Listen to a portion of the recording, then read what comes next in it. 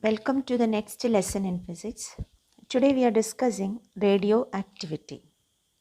Radioactivity was discovered by Henry Becquerel in 1896. What is meant by radioactivity? It is actually a nuclear phenomenon in which an unstable nucleus undergoes a decay, and it is also referred to as radioactive decay. So, when does the nucleus becomes unstable? In a nucleus there are neutrons and protons. If the number of neutrons and number of protons are same, that nucleus will be stable. But if the number of neutrons and number of protons, if they are not equal, the stability of the nucleus will decrease. So, in the case of heavier elements, that nucleus will be unstable. That unstable nucleus, it will undergo a decay process by which it reduces its energy and hence try to attain stability. And that process by which it decays, that process is known as radioactivity, and it is a self-decay process. Now, three types of radioactive decay occur in nature. They are alpha decay, beta decay, and gamma decay.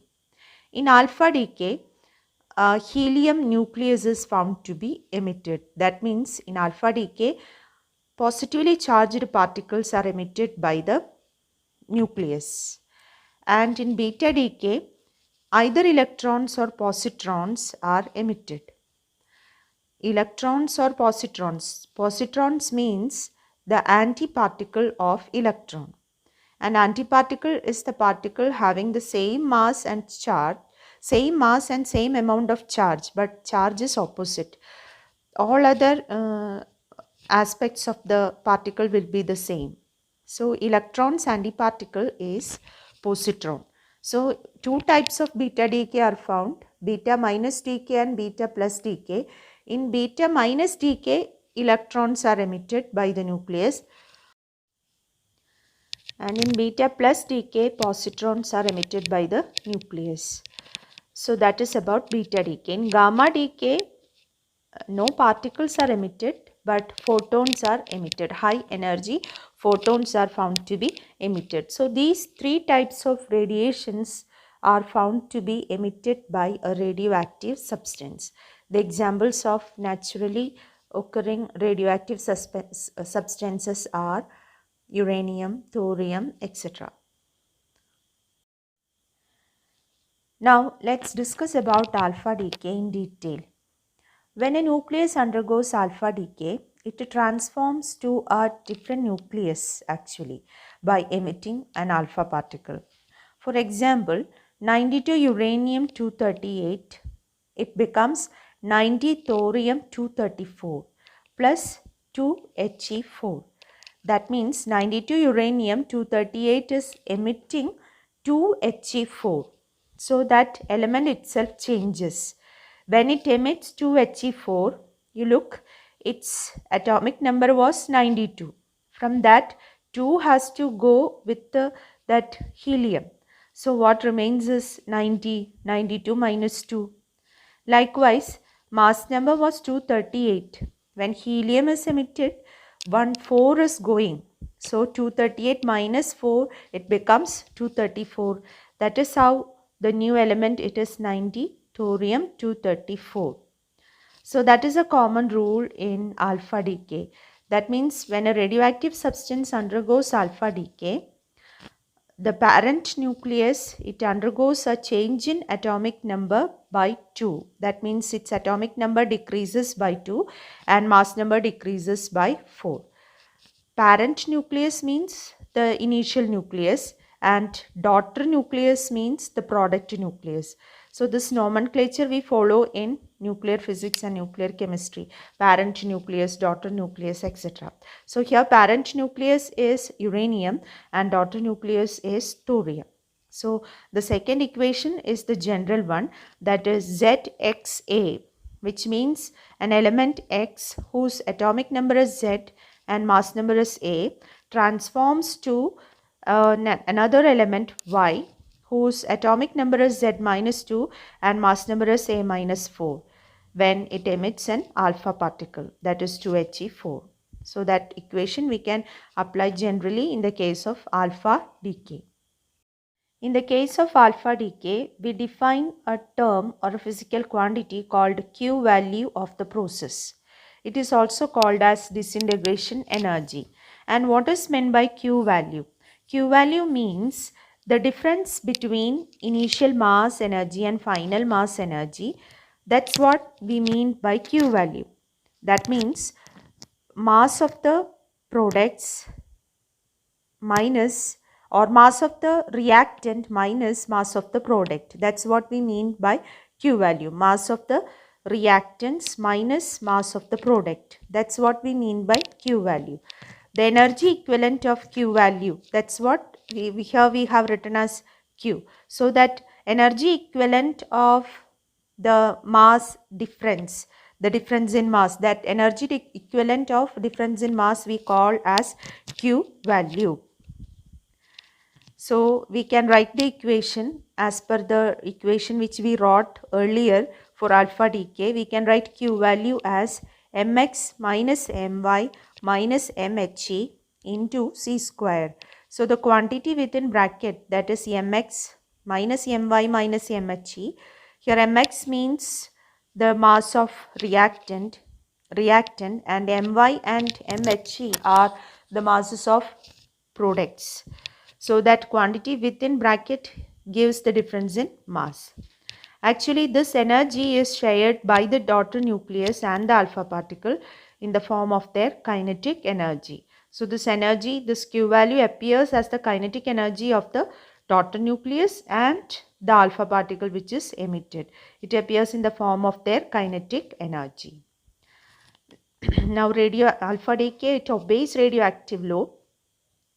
And alpha particles, they are positively charged particles and they can be deflected by electric and magnetic fields, and they can also affect the photographic plates. So that are the properties of alpha particles. Now coming to beta decay. As I said earlier, there are two types of beta decay, beta minus decay and beta plus decay. In beta minus decay, the nucleus emits an electron, and in beta plus decay, the nucleus emits positron. And we know in beta decay, a nucleus, it decays spontaneously by emitting an electron or positron, as per whether the decay is beta minus decay or beta plus decay.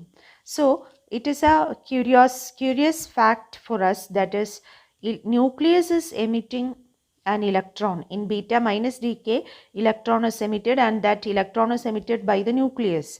But we know inside the atom nucleus consists of only protons and neutrons. Electrons are revolving around the nucleus. So how the nucleus can emit an electron? It is actually a fact of curiosity for us. So what is happening inside the nucleus during this beta minus decay is this: a neutron, it transforms to a proton. Okay, so we already mentioned that radioactivity is there because of the difference in number of neutrons and protons. So to balance that number, what happens is this: one neutron, it transforms to a proton. So the actual reaction which is taking place is neutron getting changed to proton, electron, and a new particle called antineutrino. So nu bar is antineutrino. So this is the process taking place inside the nucleus, and the product of that reaction, which is electron, that electron only emitted by the nucleus in the form of beta particle, and proton remains inside the nucleus. So as a result of this beta minus decay, one neutron changes to proton. That is the change taking place inside the nucleus. Anyway, that electron produced is emitted. So what happens to the atomic number, mass number and all? It is this: the atomic number It is neutron which changes to proton. So there is no change in mass number because neutron and proton, they are together called a nucleon, and the total nucleon number is called as mass number. So mass number remains the same. The change takes place in atomic number. Here one proton is formed. So its atomic number increases by 1. So in beta minus decay, mass number remains the same and atomic number increases by 1. So we have the example of phosphorus, that is 15 phosphorus 32 giving 16 sulfur 32 plus electron plus antineutrino. Now in beta plus decay, as we said, the particle emitted are positron. So what is the reaction taking place inside the nucleus is this: one proton, it changes to one neutron and one positron. Along with that, a new particle called neutrino is produced. So a proton is getting changed to one neutron, positron and a neutrino. So here nu stands for the neutrino, and this positron is emitted by the nucleus. So this neutron remains inside the nucleus. So a proton has changed to a neutron. So its atomic number decreases by 1. And since P has changed to N, that means proton has changed to neutron, the total number of neutrons and proton remains the same. That means mass number remains the same. So whether it is beta minus decay or beta plus decay, the mass number remains the same, but atomic number changes. In beta minus decay, atomic number increases by 1, and in beta plus decay, the atomic number decreases by 1. That is the case with beta decay. So example is here, that is 11 Na22 giving 10 Ne22 plus positron plus neutrino. Now about neutrino and antineutrino, once again we are telling the particles which are emitted from the nucleus along with the electron or positron during the decay process is called as neutrino or antineutrino. They interact only very weakly with matter, and they can even penetrate the earth without being absorbed.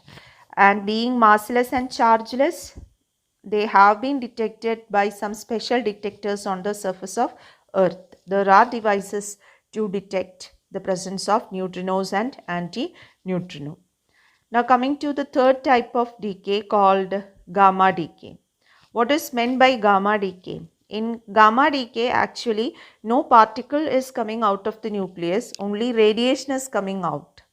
So how come this gamma decay take place? Actually accompanying this alpha decay or beta decay, gamma decay always takes place, because as a result of this alpha decay and beta decay, the daughter nucleus will be in an excited state.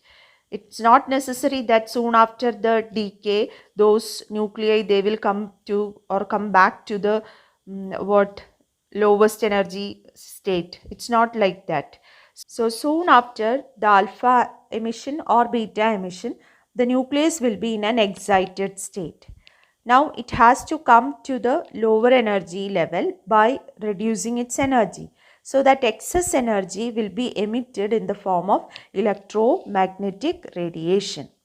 So that is what we mean by this gamma decay. Now as the energy differences between levels in a nucleus are of the order million electron volt, the photons emitted by the nucleus have million electron volt energies and are called gamma rays. So that is how the gamma rays are emitted. You can see the example of nickel and cobalt. So cobalt 60, when it decays to nickel 60. So cobalt is having atomic number 27 and nickel is having atomic number 28. So what decay it is undergoing is beta minus decay. So you look, after the decay, it is in a higher energy state. From that higher energy state, it comes back to the ground state or comes to the ground state of nickel by the emission of two photons. One photon of energy 1.17 electron volt and the other photon of energy 1.33 million electron volt. So these two photons are emitted and then only it reaches the ground state. So this is how the gamma rays are emitted actually. So gamma decay accompanies both alpha decay and beta decay. After alpha decay and beta decay, surely there will be gamma decay.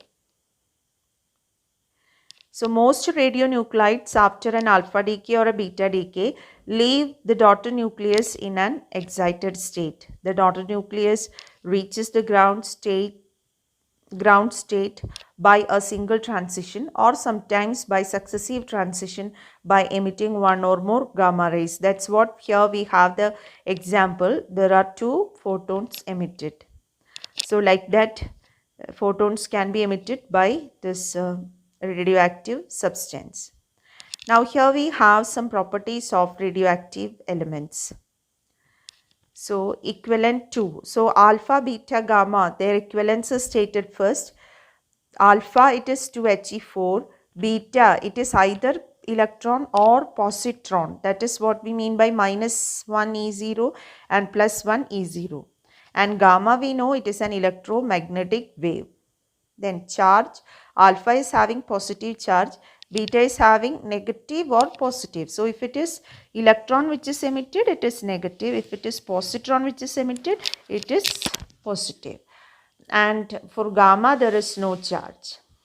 Now behavior in the electric and magnetic field. Alpha particle is deflected by electric and magnetic field. Beta particle also is deflected, and gamma particle or gamma radiation, they are not affected or they are not deflected by this electric field and magnetic field.